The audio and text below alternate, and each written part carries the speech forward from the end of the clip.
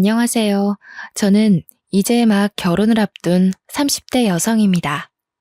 저는 결혼을 함으로써 새 삶을 살게 된 사람 중 하나인데요. 그 말은 결혼하기 전에 제 인생이 파란만장했다는 뜻이기도 합니다. 신랑 쪽과 문제가 생겨서라고 생각하시는 분들이 계실 수 있어요. 그러나 아쉽게도 제 문제는 시댁 쪽이 아닌 친정 쪽에 있네요. 결혼을 앞둔 여성들의 고민을 들어볼 때면 시댁으로부터 겪는 갈등이 주된 이유던데 나쁜 시댁을 만났다면 그 또한 공감이 되는 고민이라 생각합니다. 그러나 저는 말씀드렸다시피 시댁이 아니라 친정이에요. 태어나자마자 성장 과정을 함께한 가족한테서 받는 갈등은 제 평생을 좌지우지할 만큼 큰 문제거리지 않나 싶습니다. 제 인생이야말로 정말 드라마 같다고 얘기할 수 있지 않나 싶어요. 영화 속에서나 만들어낼 법한 시나리오라고 생각했던 일이 제게 실제로 일어났다는 겁니다. 지금부터 들려드릴 제 사연이 전부 거짓 같겠지만 놀랍게도 실화라는 걸 염두하면서 감상해 주시길 바랄게요. 저는 대학에 입학을 했을 당시에도 학교와 집이 가까웠기 때문에 독립을 하지 않았던 사람입니다. 독립의 필요성을 못 느끼기도 했어요. 그래서 저의 가족, 부모님과 친언니와 함께 한 집에 살았죠. 친언니는 저와 5살 차이였는데 남들이 자매라면 되게 많이 싸우겠다고 사이 안 좋지 않냐고 묻는데 맞습니다. 저희 집도 다른 자매들처럼 많이 다투는 사이였어요. 주로 친언니가 저한테 시비를 걸어오는 터라 저도 참지 않고 덤비는 쪽으로 늘 다툼이 발생했죠. 생각해보면 한 번도 친언니와 싸우지 않은 날이 없던 것 같아요. 제 머리가 최대한 기억하는 과거가 유치원 때인데 언뜻 생각하는 그때의 잔상도 저는 항상 친언니한테 늘 미움을 받는 동생이었거든요.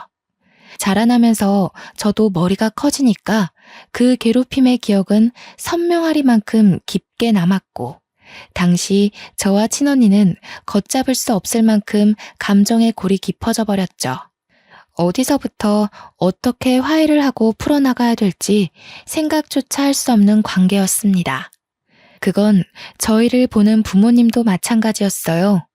저 또한 친언니와 잘해보고 싶은 생각이 없었습니다. 한 번도 친언니와 좋았던 추억이 없기 때문이었는지도 모르겠네요. 지금 생각해도 친언니는 저에게 있어 제일 가는 영악한 사람일 뿐 그리움이나 아쉬움 따위 없습니다. 친언니는 항상 저를 이유 없이 때리고 욕을 했는데요. 한 번은 부모님이 그걸 크게 혼낸 적이 있었습니다. 아마 제 기억으로 초등학교 저학년 때였던 걸로 압니다. 그때 제가 들은 친언니의 말은 언니가 저를 왜 미워하는지 알게 된 충격적인 진실이었다고 할 수 있겠네요. 내가 동생 필요 없다고 했는데 엄마 아빠가 마음대로 낳았잖아. 나는 동생 싫다고. 지금이라도 내다 버리고 싶어. 나중에 우리가 크면 다은이만 좋아하고 나는 거들떠도 안 볼 거잖아. 그래서 지금도 나만 혼내고 있는 거 아니야? 그런 거 아니래도 엄마 아빠는 너랑 다은이 똑같이 좋아해. 근데 네가 자꾸 다은이 못 살게 구니까 엄마 아빠가 너를 혼내는 거야. 네가 언니로서 다은이를 잘 챙겨야지. 싫어. 내가 왜? 나는 다은이 평생 동생으로 인정 안 할 거야. 내 입장에선 다은이가 주어온 년이야. 앞으로 무슨 일이 생기든 나한테 다은이는 주어온 동생일 뿐이라고.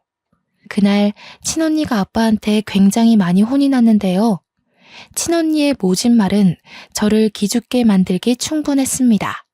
그 이후로 부모님한테 혼날 때마다 친언니는 저를 찾아와서 보복했어요. 저 때문에 부모님이 자기를 미워한다고 매일 눈앞에서 사라지라는 말과 함께 꼭 같이 겸하는 욕이 바로 주어온 년이라는 거였습니다. 처음에는 그 말에 기가 죽어서 친언니한테 욕만 들으면 울기 바빴거든요. 그걸 부모님께 그대로 일러바쳐 친언니가 부모님한테 자꾸 혼나도록 만드는 게 저한테는 친언니를 대적할 수 있는 최선의 수단이었습니다. 그럼에도 친언니는 저한테 계속 그런 기분 나쁜 말을 하더라고요. 어쩔 때는 부모님한테서 용돈을 똑같이 받으면 친언니가 뒤에서 몰래 제 돈을 뺏기도 했습니다.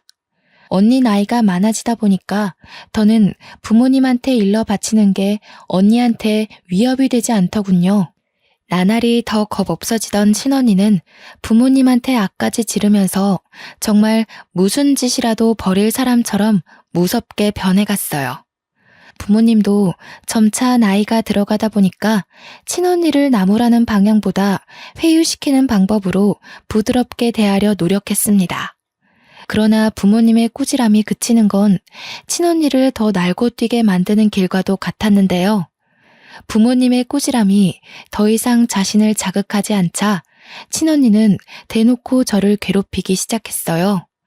그때마다 부모님은 예전처럼 무섭게 매를 들지 않고 말로만 동생한테 그러지 마 하고 말았죠.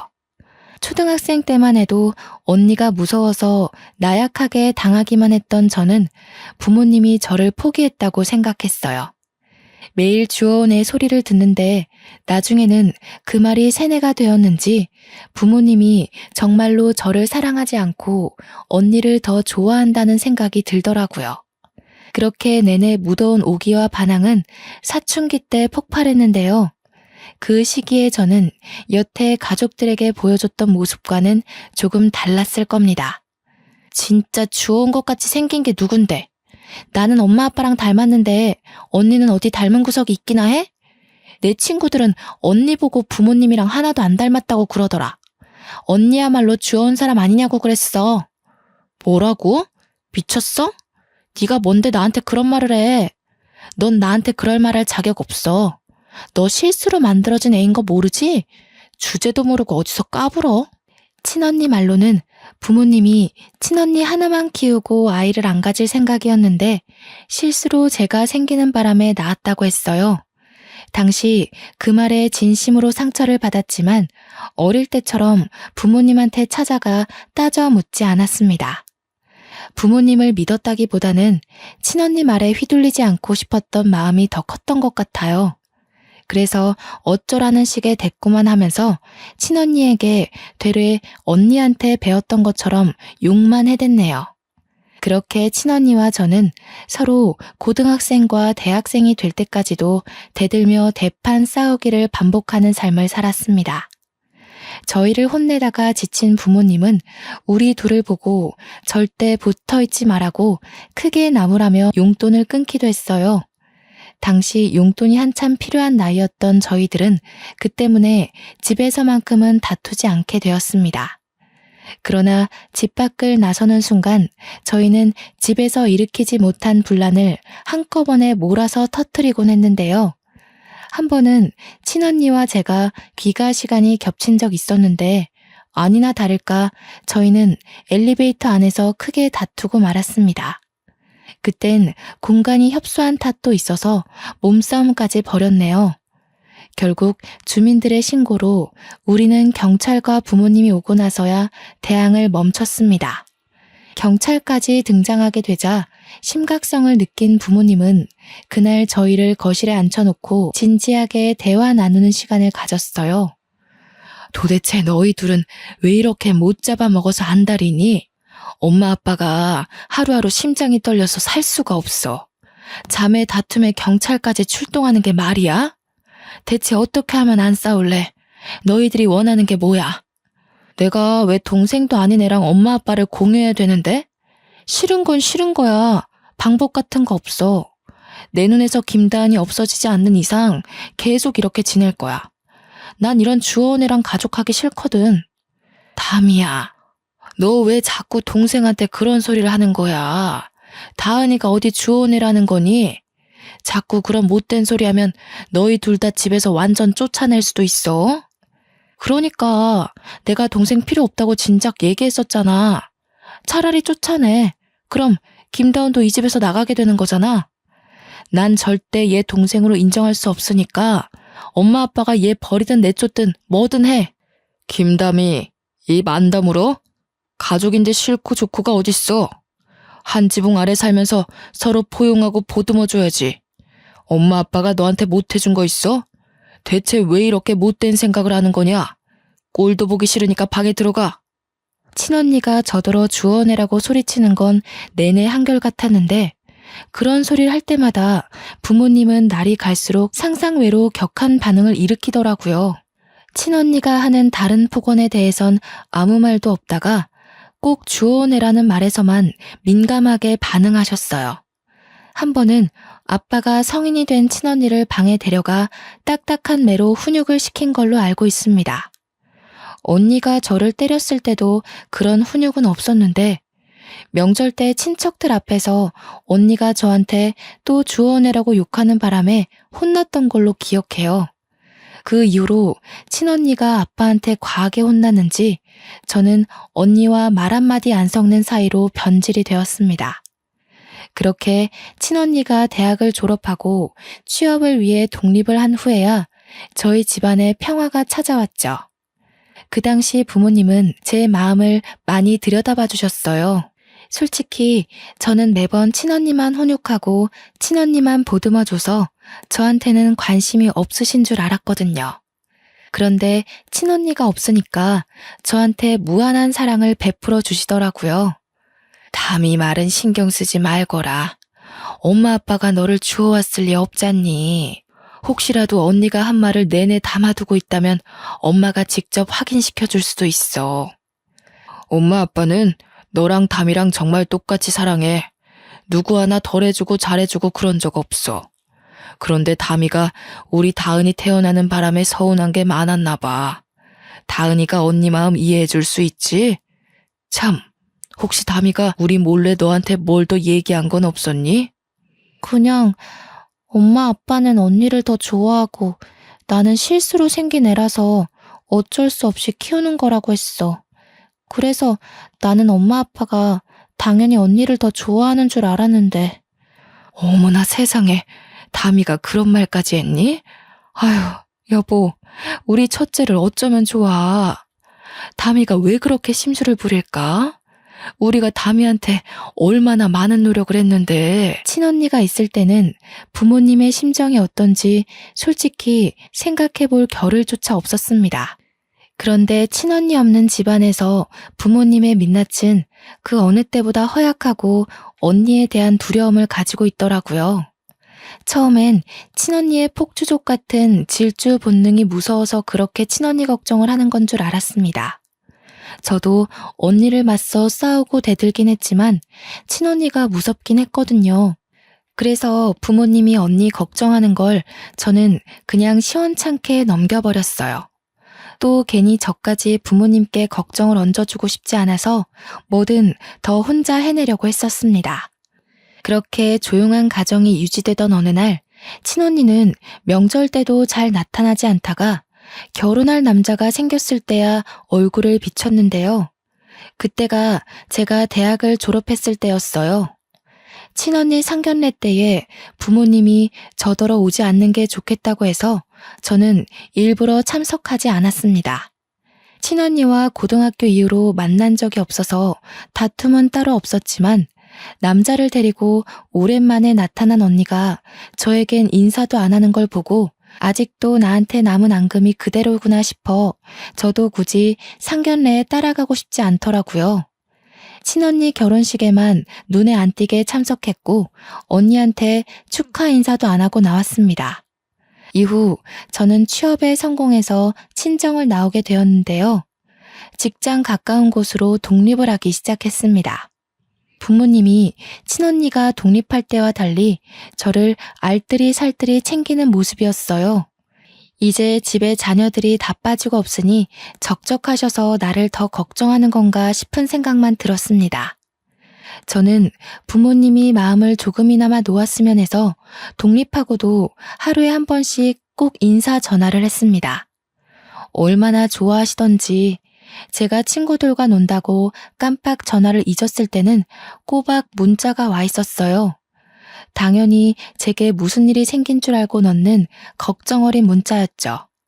부모님은 저와 친언니를 낳고 한순간도 두 발 뻗고 못 주무셨을 텐데 독립하고 나서까지 부담을 주기가 싫더라고요. 그래서 저는 친구들 만나는 날엔 약속을 나가기 전 부모님께 일찍 전화를 드리곤 했습니다. 부모님 말 들어보니까 친언니도 종종 부모님께 연락을 하고 있는 것 같더군요. 아마 제가 결혼하지 않는 이상 저는 친언니 볼 일이 영영 없지 않을까 싶네요. 저는 취업한 지 얼마 되지 않아서 그 사이 결혼을 전제로 만나는 남자친구가 생겼습니다. 남자친구한테는 누나 한 명이 있는데 우연히 만났다가 첫인사를 나누게 된 적이 있거든요. 저보다 키도 크고 저와 달리 스타일도 강해서 솔직히 좀 무섭더라고요. 또 저는 친언니에 대한 트라우마가 있어서 저보다 나이 많은 여자에 대해 기본적으로 두려움이 있었습니다. 그런데 뜻밖의 누나 되는 사람이 제 가슴에 깊숙이 박힌 상처를 바로 깨트려 준 거 있죠. 초면이나 다름없는데도 제게 그렇게 친언니처럼 잘해주는 겁니다. 다은아, 오늘 언니랑 같이 백화점 갈래? 너 이틀 뒤에 생일이라면서 언니가 선물 하나 사줄게. 지나가다가 너한테 정말 잘 어울릴 것 같은 신발 하나 봤거든. 영훈이 이 자식은 네 생일을 임박해서야 알려주는 거 있지? 아니에요, 언니. 괜찮아요. 신경 안 써주셔도 돼요. 생일이 특별한 날도 아닌데요, 뭘. 그러지 말고 제가 맛있는 거 사드릴게요. 제 생일이니까 제가 영훈 오빠랑 같이 밥 쏠게요. 생일이 왜 안 특별해? 그리고 나 7살 어린 동생한테 밥 얻어먹을 정도로 능력 없지 않다? 내가 여자 동생들 너무 좋아하거든. 근데 다은이는 유독 여리고 예뻐서 눈에 딱 들어오네. 너 부담스러울까봐 이것저것 다 사주고 싶은 거 어렵게 참는 중이니까 내일 퇴근하고 시간 비워놔. 제가 남자친구와 결혼을 전제로 만나는 중이라고 했잖아요. 그렇다면 남편 될 사람의 누나는 곧 제게 시누이가 될 사람이지 않습니까? 시누이면 소문으로만 듣길 우리 친언니 못지않게 성가신 존재라고만 알고 있었는데 의외로 예비 형님은 완전 다른 존재더라고요. 친언니한테도 못 받아본 마음을 형님한테 받으니까 제가 더 몸둘 바를 모르겠고 언니의 사랑은 어떻게 받는 건지 어색해 미치는 줄 알았습니다. 그럼에도 한편으론 굉장히 좋고 든든한 기분인 거 아니겠어요? 제 곁을 지켜주는 남편의 존재와는 완전 다르게 제 편이 생긴 느낌이었습니다. 저희 집이 그래도 좀 넉넉한 편이라서 제가 마냥 남편한테 받기만 하는 사람은 아니었는데요. 형님이 너무 많이 뭘 해주니까 저도 가만히 있기 그래서 한날은 형님 생일 때 명품 하나를 선물로 사줬습니다. 어머나, 다은이가 사회생활 할 줄 아네? 아무리 그래도 그렇지 이렇게 비싼 걸 주면 어쩌니? 언니가 다은이 등골 빼먹는 건 아닌지 몰라. 주위에서 애기 돈 뺏었다고 욕먹으면 어떡하나? 언니가 저한테 해준 게 얼만데요. 이건 약과죠. 앞으로 가족이 될 사이기도 하니까 언니한테 주는 선물은 남자친구한테 주는 것보다 더 아쉽지 않아요. 내 동생이 여자친구 하나는 거물로 잡았네. 혹시라도 영훈이가 너 못살게 굴면 이 언니한테 말해. 언니가 다신 찍소리 못하게 바로 처단해줄게. 당시 형님과 저는 얼마 만난 사이도 아니었는데 그저 형님이 제 친언니였으면 좋겠다 생각한 적이 한두 번이 아닙니다. 그만큼 형님이란 존재가 제게 색다른 감정을 깨우치게 만들었다는 거죠.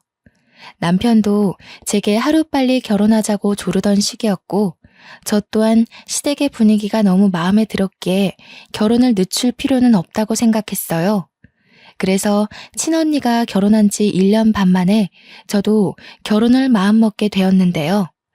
제가 결심하고 부모님께 처음으로 알려야겠다고 준비하고 있던 그 시기에 뜻밖의 큰 고비가 찾아왔습니다. 친언니를 이렇게 빨리 다시 보게 될 줄은 몰랐는데 결혼식 때 보고 바로 다음 해에 만나게 된 셈이었어요. 그 이유가 바로 저희 부모님이 등산길에 미끄러져 사고를 당했다는 소식 때문이었습니다. 주말이었기 때문에 연락받은 저는 급하게 병원으로 향했어요. 제가 병원에 도착했을 땐 이미 언니와 형부가 와 있었고 부모님은 생을 마감한 뒤였습니다. 뭐예요? 형부, 우리 엄마 아빠 어떻게 된 거예요? 왜 엄마 아빠가 돌아가셔요? 제가 어제만 해도 통화를 했단 말이에요. 분명 어제까지 나한테 일하느라 고생했다고 주말에 반찬 챙겨서 온다고 그랬단 말이에요. 거짓말이죠. 거짓말이라고 해주세요. 미안해, 처제. 우리도 연락받고 놀라서 달려왔어. 다른 등산객이 발견하고 신고해줬대. 그래도 병원 올 때까지는 숨이 붙어 있었다는데 수술 과정에서 그만 돌아가셨어. 형부의 말을 듣는데 하나같이 믿을 수 없는 말만 하는 탓에 저는 주저앉아 오열을 했습니다. 그래도 사람이었던 건지 친언니도 눈물을 보이긴 했는데요. 그렇다고 저를 들여다봐주는 건 아니었고요. 형부가 정신 못 차리는 저를 대신 챙겨주었습니다. 장례식 때도 친언니와 저는 대화 한 번 나눈 적이 없었어요. 거의 형부랑 제 예비 남편을 통해서 필요한 말만 전하고 들었을 뿐이었어요. 그렇게 장례를 마무리하고 친정집에서 친언니와 형부를 나란히 마주하게 되었는데요. 그날 저는 친언니에게 아주 충격적인 말을 듣게 됩니다. 우리 부모님 재산이 왜 피 한 방울 안 섞인 너한테 가야 하는데? 이제 엄마 아빠 없으니까 알려주는 건데 너 우리 식구 아니야. 입양아야. 뭐라고? 뜬금없이 그게 무슨 말이야. 엄마 아빠는 그런 말 없었는데. 나더러 태어나줘서 고맙다고 생일 때도 꼭 그렇게 축하해줬어. 이젠 하다하다 그런 소리까지 지어내는 거야? 네가 세상에 태어나긴 했으니 축하는 해줘야 되지 않겠니?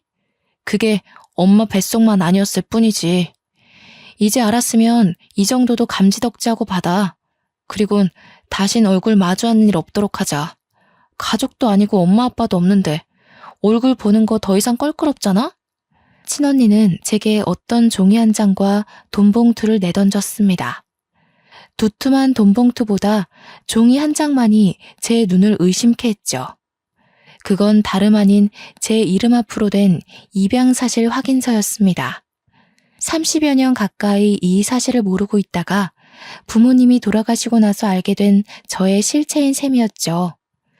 너무 충격이라서 그 확인서만 뚫어져라 보면서 아무 말도 못하고 있는데 친언니가 마지막 말로 제게 쐐기를 박더라고요. 엄마 아빠도 널 가여워해서 그만큼 키워놓은 거야. 근데 사람이라는 게 참 그렇다? 피 안 섞인 자식을 아무리 내 새끼라고 키웠다 해도 재산까진 물려주고 싶지 않은 게 부모의 진짜 진심이거든. 그래서 이미 나한테 상속하겠다고 위임장을 써놨더라고. 그러니까 내가 지금 너한테 준 돈은 온전히 내가 쓰는 선심이라는 거야. 감사하게 생각하고 네 돈 아닌 것에는 괜히 눈독 들이지 마. 그렇게 친언니는 그대로 집을 나가버렸습니다.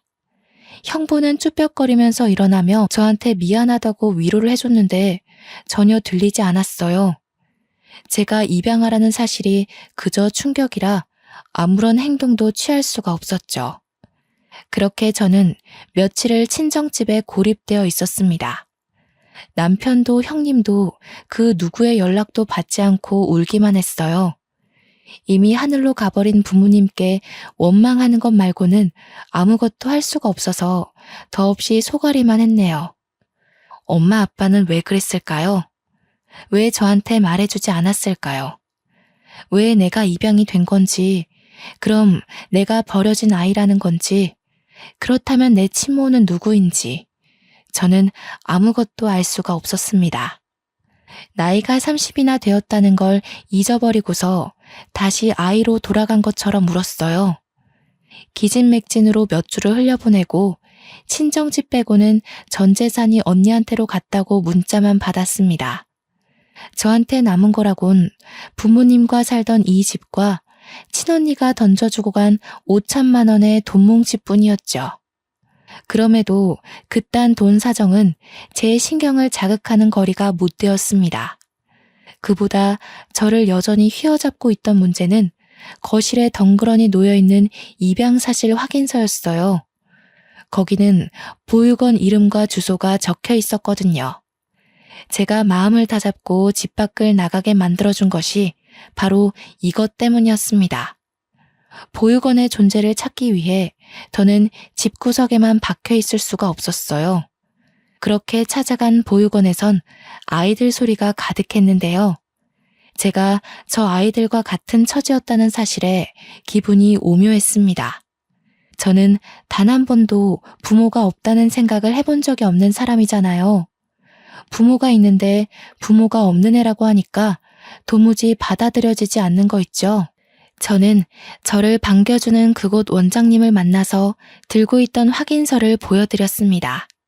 제가 여기서 입양되었다고 들었어요. 혹시 친모도 알 수 있을까요? 만나려는 게 아니라 어떤 분인지만 알고 싶어서요. 이런 곳이 처음이라서 이런 부탁을 하는 게 실례는 아닐까 걱정했지만 원장님은 흔쾌히 허락해 주셨습니다. 커피 한잔 하면서 잠시만 기다리고 있으라던 원장님은 컴퓨터 자리로 돌아가 기록을 확인했습니다. 종이와 화면을 번갈아 보면서 몇 번이나 고개를 기울였는데 저는 그 모습을 바라보기만 할 뿐 영문을 모르고 기다리기만 했죠. 금방이면 된다는 원장님은 근 10분간 혼자 고뇌를 하다가 찝찝한 표정으로 제게 돌아왔습니다. 김다은 씨라고 하셨죠? 실례지만 이게 본인 서류가 확실한가요? 어디 다른 종이와 헷갈려서 가져오신 건 아니고요? 아니요, 제 거 맞습니다. 부모님께서 가지고 계셨던 걸 들고 온 거예요. 왜 그러시는데요? 뭐가 잘못됐나요? 자꾸 신뢰되는 질문을 하는 것 같네요. 저희 전산에 기록된 정보랑은 이름이 달라서요. 본인께 확실하다면 혹시 개명하셨나요? 저희 쪽에는 이 확인서 정보가 김다은 양이 아니라 김다미 양으로 원화 등록이 되어 있거든요. 부모님을 여의고 그것조차 제대로 추스리지 못한 제게 원장님의 말은 또 한 번의 충격이었습니다. 당시 그게 정말이냐고 원장님한테 몇 번이나 되물었던 기억이 나네요. 원장님은 곧바로 새 확인서와 원화 등록 정보를 함께 뽑아서 제게 가져다 줬는데요. 원화 등록 정보에 있는 어린아이의 사진은 제가 알고 있는 우리 친언니의 얼굴이었습니다. 온몸에 소름이 쫙 돋으면서 도대체 이게 어떻게 된 일인가 한참을 생각했어요. 원장님께서 혹시 누가 위조를 한 게 아니냐고 묻는 순간 저는 그 말에 친언니가 사기를 쳤다는 사실을 뒤늦게 깨달았습니다. 저는 원장님께 양해를 구하고 새 확인서와 원화 정보를 들고서 언니를 찾기 위해 전화를 걸려고 했습니다. 그런데 마침 남편한테 전화가 오더라고요. 제가 연락 없는 동안 가장 많이 걱정하고 시름시름 앓았던 사람일 겁니다. 그동안 아무것도 하기 싫은 마음에 걱정해주는 사람 생각도 못하고 남편 연락을 피했거든요. 저는 미안한 마음을 안고 전화를 받았습니다. 미안해 오빠. 내가 엄청난 사실을 알아버려서 한동안 아무 생각도 하고 싶지 않았어. 그래도 나 걱정해주는 오빠 생각해서 그러면 안 되는 거였는데 정말 미안해. 아니야. 무사하면 됐어. 나는 또 네가 부모님 그렇게 되고 극단적인 생각이라도 했을까봐 얼마나 마음 졸였다고. 목소리 들었으니까 됐어. 그래서 지금은 어딘데? 다은이니? 전화 받았어? 이리 줘봐. 다은아, 너 도대체 어떻게 된 거야? 언니가 얼마나 걱정한 줄 알아? 괜찮은 거 맞지? 너 지금 어디야? 언니한테도 정말 미안해요. 저 지금 친언니한테 가요. 이걸 모른 척 넘어가기엔 돌아가신 엄마 아빠가 너무 불쌍하잖아요. 남편과 형님은 저와 친언니 관계를 어느 정도 알고 있었습니다. 특히 제가 형님한테 제 친언니였으면 좋겠다고 하면서 직접 친언니와 많이 비교했기 때문에 형님은 친언니가 저를 얼마나 괴롭혔는지 아주 잘 아는 사람이었어요. 그래서 저더러 그 여시한테 왜 가냐고 성질을 그렇게 내더라고요. 혼자 거길 갔다가 무슨 꼴을 당하려고. 그 여자 성깔이 아주 괴팍하던데. 너 기다려. 혼자선 안 돼. 언니가 같이 가줄 테니까 집에서 딱 기다리고 있어. 제가 부모님 돌아가시고 연락이 끊겼던 이유를 설명했을 때만 해도 가슴을 쓸어내리며 무사한 것만으로도 감사하다고 말하던 둘은 친언니 얘기에서 불같이 행동했습니다. 이미 저와 통화를 하면서 집을 나서는 소리가 들리더라고요. 솔직히 혼자 가기 무서웠는데 둘의 도움을 받으니까 용기가 더 생기는 거 있죠? 저는 그렇게 친언니 집에 찾아가는 데 성공했습니다.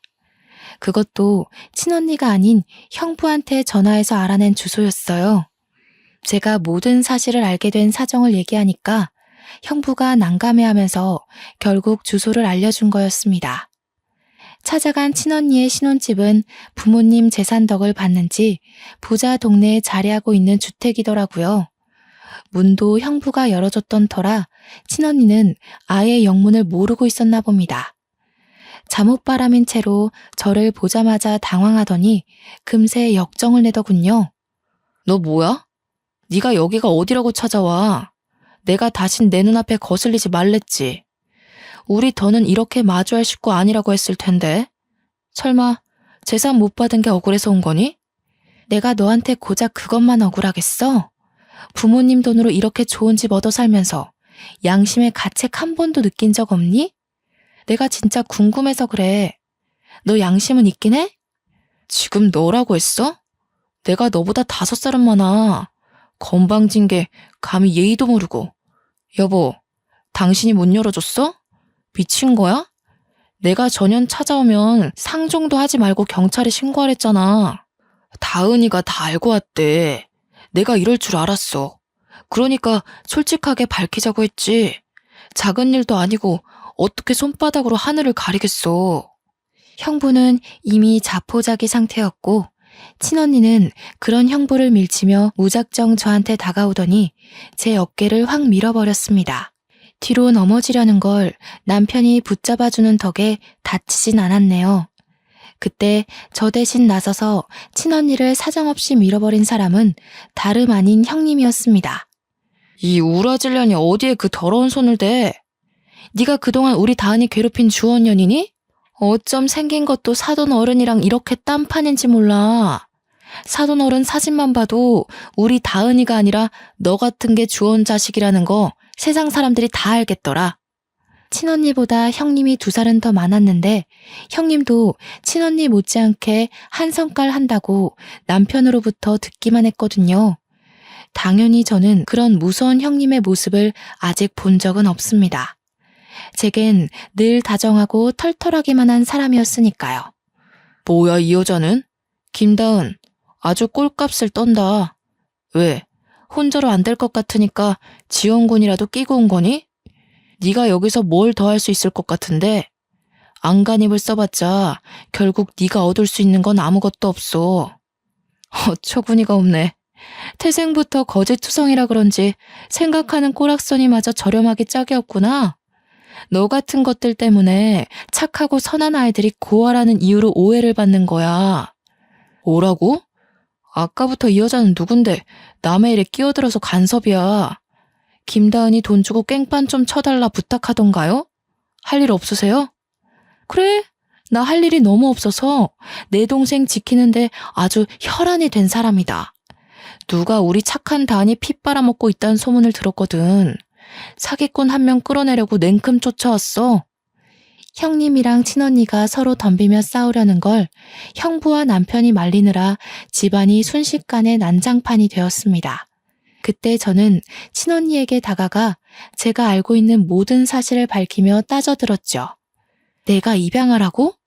드라마 너무 많이 본 거 아니야? 요즘 세상에 그딴 거짓말을 하고도 언니가 무사할 것 같았어? 언제까지 숨길 수 있을 거라 생각했는데 형부가 미리 언지를 주지도 않았는지 친언니가 제 고백에 살짝 당황하더라고요.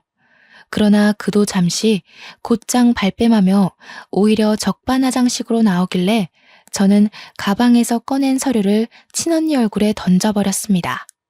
이래서 나를 그렇게 괴롭혔니? 뭐가 그렇게 셈이 나서? 너 도대체 뭐하는 인간이니? 우리 부모님 관심이 목적이었던 거야? 아니면 재산이 목적이었던 거야? 네가 이런 짓을 벌이고도 과연 하늘에 계신 부모님께서 곱게 눈 감아줄까? 그래서 네가 사실을 다 알았다고 해도 달라지는 건 없어. 이미 부모님은 나를 자식으로 인정했고 재산도 나한테 다 상속했잖아. 너야말로 이 재산이 탐나서 다 파헤치고 행패 부리는 거 아니야? 경찰 부르기 전에 당장 꺼져. 그래, 경찰 불러. 나도 네가 사기치고 부모님 재산 빼돌린 거랑 이 서류 조작해서 일 꾸민 거랑 싹 다 고발할 거야. 경찰 불러 당장. 싸우더라도 매번 동생이라는 이유로 지기만 했던 제가 경찰을 직접 부르는 솔선수범을 보이자 친언니가 크게 멈칫하는 겁니다. 그리곤 바로 형부를 뿌리치고 저를 덮쳤어요. 그대로 제 머리채를 잡는 친언니를 떼어놓느라 온 사람들이 우리를 에워싸기도 했습니다. 한바탕 소동이 일어난 사이 신고가 들어갔던 경찰이 찾아왔고 저와 언니는 나란히 경찰서를 가게 되었죠. 다른 식구들도 자차를 몰고 금방 뒤따라왔습니다. 거기서 저와 언니가 각자의 사정을 다 고백했는데 끝까지 자기가 친자식이라 주장하는 친언니 때문에 당장 해결이 안 되지 뭡니까? 제가 확인서도 다 보여줬고 원장님한테 전화를 걸어 확인까지 시켜줬는데 친언니가 너무 강하게 고집을 피우다 보니까 경찰도 제 의견의 신빙성이 더 필요하다고 느꼈나 봅니다. 경찰이 한참 곤란해하고 있는 그때 지켜만 보던 형부가 자처하여 제 입장에 힘을 실어줬는데요. 제가 말씀드릴게요. 더는 제 와이프가 망가지는 꼴을 못 보겠네요. 처제 말이 다 맞습니다. 필요하시다면 와이프가 여태 처제 속이려고 진행했던 재산 과정에 대해서도 증언할게요. 여보 미쳤어? 무슨 소리야. 도와줄 거 아니면 가만히 있던가. 우리 재산 몰수당하면 당신도 빈털털이 되는 거 몰라? 아무것도 모르면 가서 앉아있어. 결국 형부는 친언니를 외면하고 다른 자리에서 친언니의 실체에 대해 증언을 하였고 형부의 증언이 크게 작용하여 친언니는 그 자리에서 바로 구속이 되었습니다. 구속 수사를 하고 보니 친언니가 재산상속 위임장에 부모님 도장까지 훔쳐서 직접 작성했다고 하는 거 아니겠습니까? 듣고서 기가 막혀 죽는 줄 알았습니다. 도대체 얼마나 배짱이 커야 이런 엄청난 일을 과감하게 저지를 수 있는 걸까요? 경찰 말로는 상속 재산 처분은 쉽게 해결하기 어려운 부분이라서 보통은 가족끼리 의논하여 합의를 본다고 합니다. 하지만 저는 여태 친언니에게 당해온 악질을 용서할 수 없었고 위임장까지 위조하면서 돌아가신 부모님을 능욕한 것 또한 절대 그냥 넘길 수 없다고 생각했어요. 저는 한치의 고민도 없이 친언니를 고소했습니다. 빚을 내서라도 변호사를 선임해 끝내 저희 부모님의 재산을 모조리 몰수해왔죠. 벌금을 낼 돈이 없던 친언니는 그대로 5년 이하의 징역을 살게 되었다고 들었습니다. 그 전에 형부와는 합의 이혼을 진행한 걸로 알고 있고요. 모든 걸 다 끝내버리고 친정집을 정리하던 중 형부에게 문자가 한 통 왔었는데요. 그동안 미안했다고 어른으로서 창피한 짓을 저질렀다며 사과하는 내용이더라고요. 그리고는 형부와도 연이 끊어졌습니다. 친정집을 부동산에 내놓고 정리할 때까지 제 옆을 든든하게 지켜준 예비 남편과 본격적으로 결혼 준비에 돌입했는데요. 남편이랑 형님이 힘든 일을 한꺼번에 치룬 저를 위해서 가족보다 더 따뜻한 손길을 내밀어 주었어요. 부모님을 여의고 제가 과연 이 넓고 험한 세상을 버티며 살아갈 수 있을까 무섭기도 했거든요. 제 옆에 남편과 형님이 있다는 걸 잊고 바보같이 고민을 하고 있었던 겁니다. 시댁 식구는 저에게 무엇보다 감사한 새 울타리가 되어주었습니다. 결혼을 하고 시댁으로 합가를 하여 신혼을 시작했는데 시댁에 직접 들어가 살다 보니까 남편과 형님의 훌륭한 인품이 시부모님을 그대로 빼닮았다는 게 느껴지더라고요. 시부모님께서도 저의 사정을 아시고 얼마나 딸처럼 아껴주는지 모릅니다. 그래도 명색에 제가 며느리인데 집안일에 손도 못 대게 하는 거 아니겠습니까? 어머님, 그건 제가 들게요. 어머님 허리 안 좋다고 들었어요. 화분 무게도 보통이 아닌데 그걸 어떻게 혼자 들려고 그러세요. 제가 해드릴게요. 아유, 됐다, 아가. 손도 조그만 해서는 내가 아무리 허리가 아파도 너보다는 힘이 많다. 정 몸이 쑤시면 가서 분무기에 물 좀 받아다 주겠니? 어디 시어머니뿐만이었겠어요? 형님마저도 선뜻 나서서 조그만한 아기가 무슨 일을 하냐면서 못하게 하거든요. 아버님은 원래부터 제게 이래라 저래라 안 하시던 분이라 그저 이런 분위기를 당연하게 지켜만 보시는 거 아니겠습니까? 저더러 그냥 소파에 앉아 있어도 된대요. 시무랑 형님이 주방에서 식사를 차리는데 며느리인 제가 거실에 앉아 있는 거 이상한 그림이잖아요. 그런데 시댁 식구 전부가 저더러 그러라고 한다니까요. 물론 너무 과분한 애정이라 하루하루 행복하지만 저 또한 시댁에게 도움이 되는 구성원이고 싶단 말입니다. 그래서 최근 찾은 방법이 묻지 않고 알아서 집안일에 손을 대는 것이었어요. 현재 눈치껏 며느리 노릇 중에 있습니다. 형제를 잃고 부모님을 잃고 세상에 홀로 남은 저를 기꺼이 품어준 시댁 식구들이 얼마나 감사한 존재입니까? 하늘에 계신 부모님께서 늘 그렇듯 제 걱정을 많이 했을 텐데 아마 시댁 식구들의 심성을 알고 이제 그만 안심하고 있지 않을까 싶습니다. 한편으론 부모님께 죄송하기도 하네요. 저한테는 친언니가 무척 미운 존재였으나 부모님께는 그래도 아픈 손가락 같은 자식이었을 거 아닙니까? 친언니가 감옥살이를 하게 된 것에 대해 마음이 무거울 수도 있겠다는 생각이 들기도 했습니다. 그 생각만 하면 저 또한 마음이 좋지 않은데 그럴 때마다 제가 무척 사랑하는 남편이 제 기분을 눈치채고 말없이 안아주더라고요. 그러면서 내 잘못 아니라고 자꾸 괴로워하면 자기가 장인어른 장모님 볼낯이 없다면서 저를 달래줍니다. 아마 남편이 있었기에 뭉그러진 제 마음이 금세 활기를 되찾지 않았나 싶어요. 지금은 너무 행복하게 아이 준비를 하고 있거든요. 하고 있던 일도 잠시 휴직 들어갔습니다. 올해 안으로 아이를 계획 중인데 얼른 좋은 소식이 왔으면 좋겠네요. 아이가 태어나면 또 다른 기쁨 속에서 하루하루 살게 되겠죠. 그날이 너무 기다려집니다. 어쩌다 생길 수 있는 기상천외한 일이 왜 하필 제 삶에 찾아왔는지 모르겠습니다. 솔직히 많이 힘들었고 모든 게 무너져 내리는 듯한 느낌에 제 인생을 많이 탓했었거든요. 그러나 긴 인생살이에 추운 겨울만 있는 건 아니라고 겨울이 끝나면 반드시 다가올 봄날이 있다는 걸 깜빡 잊고 있었습니다. 그간의 겨울이 너무 춥고 길었던 탓이겠죠. 그래도 이제는 인생에 봄, 여름, 가을, 겨울이 있다는 걸 알아버려서 춥고 싫은 겨울을 또다시 마주하게 될 거라는 각오를 당연하게 생각하고 있습니다. 겨울이 당연하다면 봄이 오는 것 또한 당연지사가 아니겠어요? 그러니까 모두들 내 인생의 겨울이 길고 막막하게 느껴질지라도 그만큼 따스한 봄날에 차츰 다가가고 있다는 사실을 꼭 기억하셨으면 좋겠습니다. 이 세상에 풍파만 가득한 삶은 없거든요. 하고 싶은 말이 많아서 이 글을 과연 하루 안에 끝마칠 수 있을까 걱정했는데 나름 글을 잘 정리했더니 마지막 인사까지 적당한 분량으로 마칠 수 있을 것 같습니다.